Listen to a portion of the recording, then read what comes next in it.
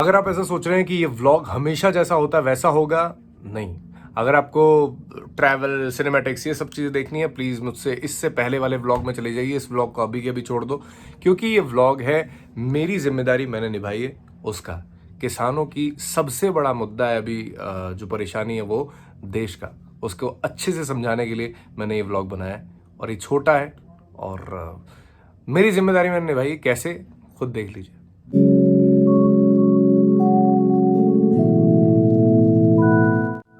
Good morning, जय माता जी की।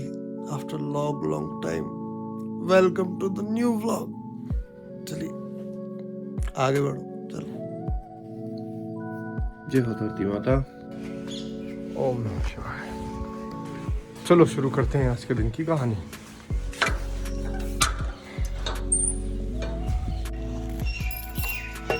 चलो, हमारा गेट ही नहीं खोला ऑफिस का यार, तो पार्किंग में गाड़ी नहीं खड़ी कर सकते। बाहर खड़ी है अब। लिफ्ट ऊपर पहुंचती है तब तक बता देता हूँ आपको। कल क्या हुआ पता है? मैं ये कार्ड होता है, ये पंच करना पड़ता है हमें, तो मैं क्या वॉलेट में रखता हूँ इसको। वॉलेट ही भूल गया कल की अटेंडेंस ही नहीं लगी। कल एब्सेंट लग गया यार। आज रेगुलराइजेशन डालूंगा, बॉस को बोलूंगा प्लीज यार सेट करते यार थोड़ा सा, तो हो सकता है तो कर दें। और शाम को एडिट करके वीडियो तब गया मैं, अभी अपलोड कर दी थी, पब्लिश नहीं की। 8 बजे आज आ जाएगी ट्रैवल वीडियो का सेकंड पार्ट होता है सागर लेक का। राम राम, कैसे हो?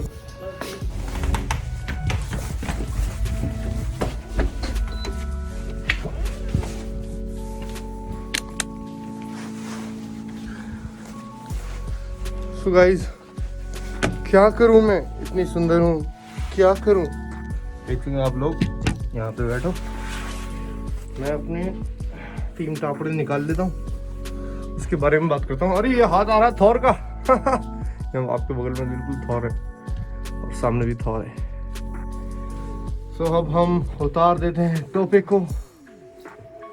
स्टूडियो में कभी कभी ज्यादा सर्दी लगती है, आजकल टेम्परेचर ठीक ठाक रहता है तो गर्मी लगती है। चलो मैं थोड़ी लिखा पढ़ी कर लूं, उसके बाद में बात करते हैं। आ जाओ।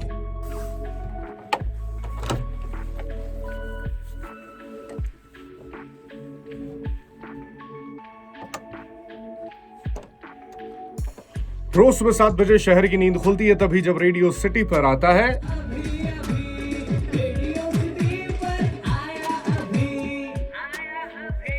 देखिए जी, आज हम बात करने वाले हैं 2 शब्दों की। 2 शब्द कौन से हैं?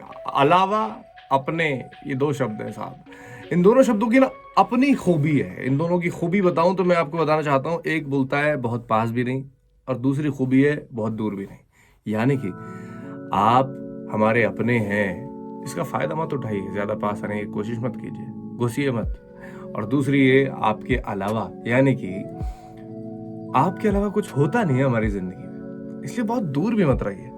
तो ये जो 2 शब्द हैं, आप जिनसे प्यार करते हैं, जिनके लिए आप इज्जत रखते हैं अपने दिल और दिमाग में, उनकी जगह बताने के लिए, आपको समझाने के लिए और सामने वाले को समझाने के लिए भी ये 2 शब्द जो है ना वो काफ़ी हैं। इन दोनों का आराम से और सही से इस्तेमाल कीजिएगा। रेडियो सिटी 91.1 FM पर आरजे अभी आपके साथ। Good morning.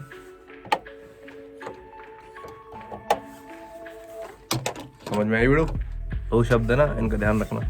खैर, आज के शो में हम बात करेंगे राजस्थान की जो एजुकेशन से रिलेटेड जितने नियम आए हैं, जैसे कि कब एग्ज़ाम होंगे, कब क्लासेस होंगी, प्रैक्टिकल्स होंगे, ये सब चीज़ें, इनके बारे में बात करूंगा। पर कल मेरी बात हुई एक ऐसे एक्सपर्ट से जो कि मोहनलाल सुखाड़िया यूनिवर्सिटी में 25 साल तक टीचर रहे, बहुत बड़े पद पे भी गए हों, उसके बाद अभी रिटायर हो चुके हैं।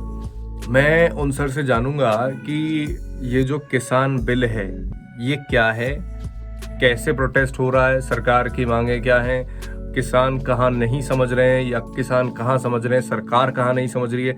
इन सब चीज़ों को अच्छे से समझाऊंगा आज मैं आपको। चलो सुनते हैं। थोड़े दिन पहले मैंने कहा था कि हमारे देश को नजर लग गई है और उसका कुछ ना कुछ हमें दिखता रहता है, कभी बॉलीवुड में, कभी ये कंट्रोवर्सी, कभी वो कंट्रोवर्सी। अभी सबसे बड़ा मुद्दा है किसानों के लिए। तो किसान क्यों अड़े बैठे हैं सरकार के सामने कानून को हटाने के लिए, क्यों डरे हुए हैं और क्यों बदलाव जरूरी है उन कानूनों में, ये समझाने के लिए आज मेरे साथ मेरे शो में एक्सपर्ट है। नाम नमस्ते, मैं संजय लोढ़ा राजनीति विज्ञान विभाग से पिछले लगभग 27-28 वर्षों से जुड़ा रहा हूँ। सर, आपका बहुत बहुत स्वागत है मेरे शो में रेडियो सिटी पर। मैं जानना चाहता हूँ सर, सबसे पहले आप ये समझाइए कि वो कानून क्या है जिनके ऊपर विरोध हो रहा है, आम आदमी की भाषा में समझा दीजिए। सितंबर के अंदर जैसा कि हमारे संविधान के प्रावधान है कि कोई भी अध्यादेश 6 महीने से अधिक ऑपरेशन में नहीं रह सकता है जब तक कि उसे संसद के द्वारा पारित न किया जाए कानून के रूप में। तो सितंबर में ये 3 कानून बनाए गए जिनका मुख्य उद्देश्य सरकार का यह कहा गया सरकार के द्वारा कि इसके द्वारा जो हमारे यहाँ फार्मिंग कंडीशंस है, किसानों की जो हालत है, खेती की जो हालत है, उसमें बहुत सुधार आएगा और किसानों को यह अवसर प्राप्त होगा कि वो जो भी उनका प्रोड्यूस है, जो भी वो पैदा करते हैं, उनका जो उत्पाद है वो देश के किसी भी कोने में जाकर वो बेच सकते हैं। सर, पर ना किसान बड़ा डरा हुआ है जब से ये अध्यादेश आया है।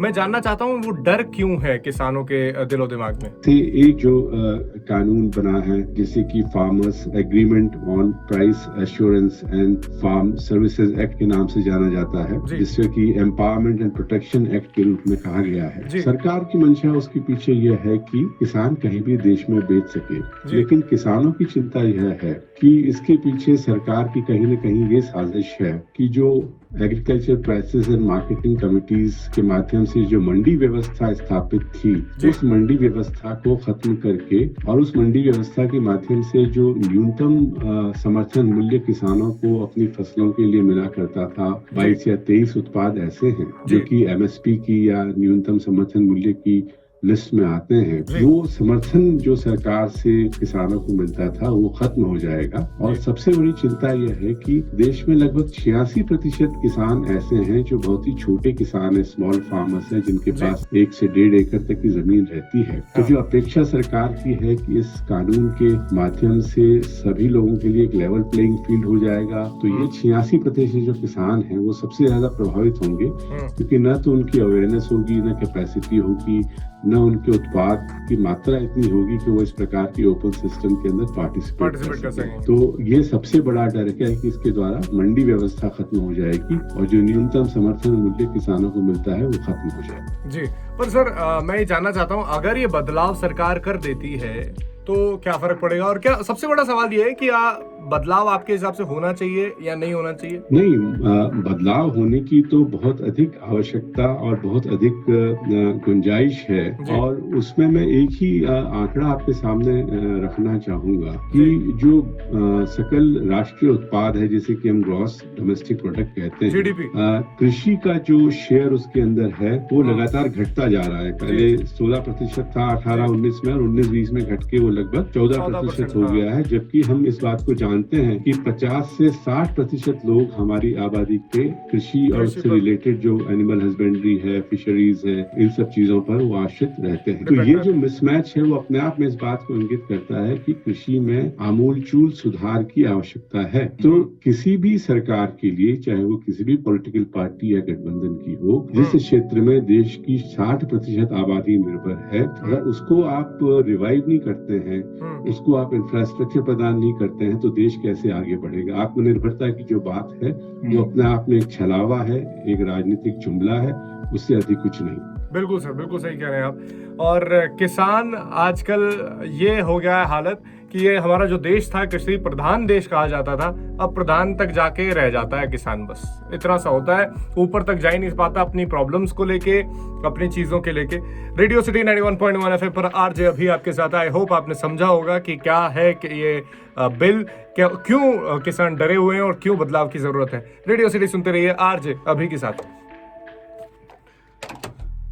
आप लोग जो मुझे देख रहे हैं, आपको मैं बताना चाहता हूं कि अभी जो अपडेट है, अपडेट के हिसाब से मैं आपको दिखा दूं कि सरकार को ये कहा गया है, किसानों के जो 40 दलों के लीडर हैं उन्होंने ये कहा है कि आप हमें आश्वासन दीजिए लिखित में तो हम मानेंगे, तो शाम को 4 से 5 बजे करीब हम आपसे बात करेंगे और पॉजिटिव अपनी तरफ से रिजल्ट देंगे। एक और बात है, गृह मंत्री साहब भी मिले थे बहुत सारे लीडर्स से, पर वो सिर्फ 40 में से 13 लीडर्स से मिले, बाकियों से नहीं मिले, तो बाकी लोग खफा हैं, उनकी बात नहीं सुनी गई।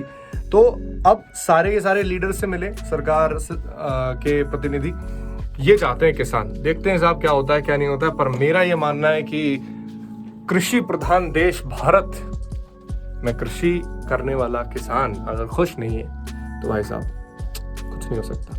एक बार आप मेरी ये बात सुनिए, इंडिया के फार्मर्स और विदेशों के फार्मर्स, ऑस्ट्रेलिया, न्यूजीलैंड, आप अमेरिका, यहाँ के फार्मर्स को कंपेयर करके देखना, उनके पास जमीन कितनी है, उनकी नेटवर्क कितनी है और उनके पास पैसा कितना है, वो कितने अमीर है। आज किसान का बेटा किसान नहीं बनना चाहता, सबसे दुख की बात है ये। आई होप आपको ये समझ में आया होगा कि किसानों के ये प्रोटेस्ट का कारण क्या है, बिल क्या है और बदलना चाहिए या नहीं बदलना चाहिए इन कानूनों को। वैसे मैं आपको बता देता हूँ, अपडेट ये है कि सरकार जो है प्रस्ताव लेके आई है किसानों के पास फिर से, और राज़ी भी हो गई है कि वो इन सभी बिल को जो है चेंज कर देगी, कुछ ना कुछ तो संशोधन इसमें होगा। और ये वीडियो या व्लॉग मैं कहूँ तो आप मानो तो व्लॉग है, नहीं मानो तो भी आप देखिए, आपके लिए एक मेरी तरफ से मेरी लाइफ का हिस्सा है। क्या, क्यों? क्योंकि मैं जर्नलिज्म का एक पार्ट हूँ और मेरा ये फ़र्ज़ बनता है कि आपको सच सही बिना किसी की साइड लिए बताऊं। मैंने अपना काम किया है। आपको वीडियो अच्छा लगा तो प्लीज़ लाइक, शेयर, सब्सक्राइब ज़रूर करना चैनल को। और अगला व्लॉग जो होगा उसमें हम फिर से मस्ती करेंगे, फिर से बढ़िया व्लॉग बनाएंगे। Bye bye.